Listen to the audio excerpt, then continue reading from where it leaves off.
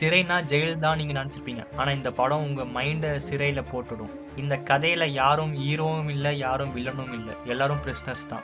கதவுக்கு வெளியில இருந்தாலும் பல பேர் மனசுல இருக்கிற சிறையில இருந்து வெளியில வரவே முடியல. அப்படின்னு ஃபர்ஸ்ட் மினிட்லயே புரிய வைக்கும். மாஸ் சீன்ஸ், ஃபைட்டு, லவுடு, பீஜம் இல்ல. ஆனா ஒவ்வொரு சைலன்ஸும் ரொம்ப லவுடா பேசும். ஒரு தப்பு, ஒரு முடிவு, ஒரு நிமிஷம் ஒரு மனுஷனோட மொத்த வாழ்க்கைய மாத்தி போடும்னு கதையே சொல்லும். சிறையில இருக்கிற ஒவ்வொரு கேரக்டரும் பாஸ்ட், ஒரு வலி, ஒரு குற்றுணர்வுல இருப்பாங்க. யாரும் கெட்டவங்களும் இல்ல, யாரும் நல்லவங்களும் இல்ல. அந்த கிரே ஏரியா தான் படத்தோட பிக்கெஸ்ட் ஸ்ட்ரென்த். கேமரா ஒர்க் சிம்பிளா ஆனாலும் க்ளோஸ் அப் ஷாட்ஸ் ரொம்ப பவர்ஃபுல்லா இருக்கு.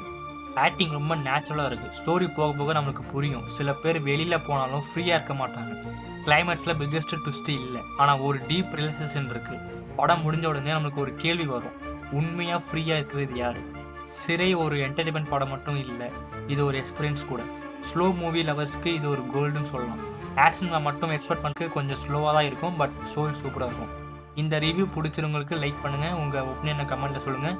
இன்னும் இப்படி மீனிங்ஃபுல்லா மூவி ரிவ்யூ பண்றதுக்கு நம்மள சேனல் சப்ஸ்கிரைப் பண்ணிக்கோங்க.